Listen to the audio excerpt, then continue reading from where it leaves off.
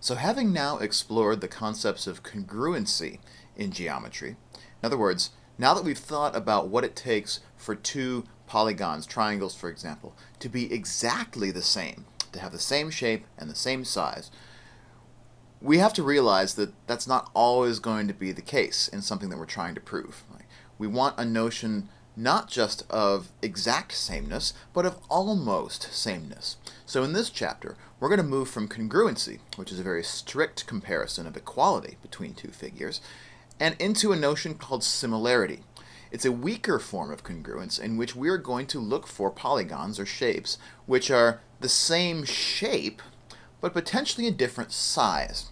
So if I have one polygon that looks like this one over here, and then I might have a bigger version of that same polygon that we'll say is similar to the original, but is not necessarily congruent.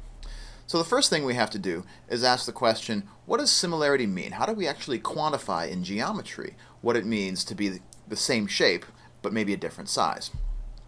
And it turns out that there's a lot of criteria that go into that.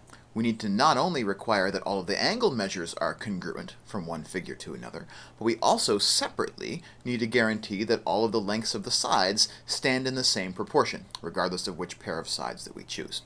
So that's a pretty high bar just to show that two figures are similar.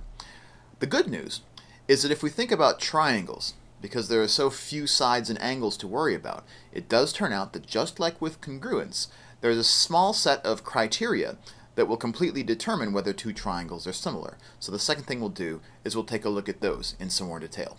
But the first thing we'd like to know is, what is our intuition about similarity? And how does it connect with some of the techniques that we've seen previously when we were thinking about triangles?